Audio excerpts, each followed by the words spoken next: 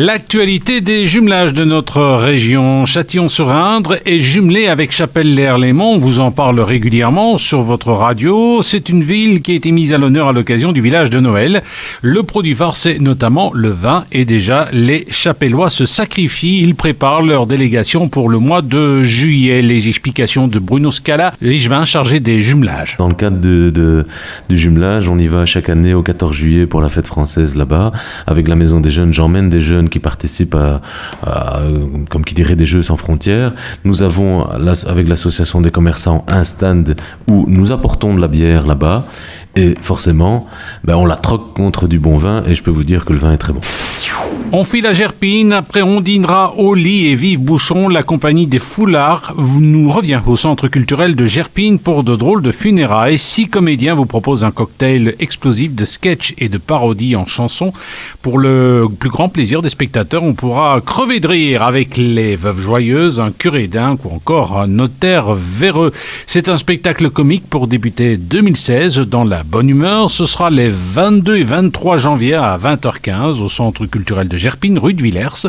Pour toute réservation, 071 50 11 64, 071 50 11 64. Lever l'ancre, c'est au musée de Marimont jusqu'au 10 janvier. Plus que quelques jours pour découvrir les collections du musée en matière d'histoire de la marine. On peut ainsi découvrir un superbe livre de l'époque de la reine Victoria.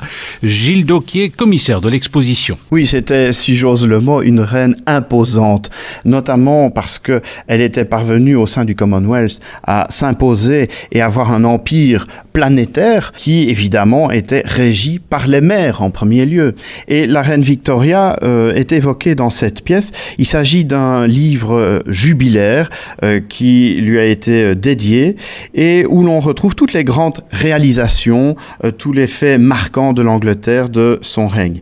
Et nous trouvons ici, face à la page évoquant les navires de guerre et la flotte anglaise, avec toute une bordure qui donne l'aperçu des grands personnages maritimes de son époque. Une petite marche à Depes en Hainaut le 10 janvier prochain, des marches de 5, 10 et 20 km. Où ça? Bien à Melay, dans l'entité de Les Bonvillers. Lieu de rendez-vous, bien l'école primaire du Vieux Château à la rue Elsen. C'est proposé par le jogging des carottes. Vous appelez au 0477 527 192 si vous souhaitez davantage de renseignements.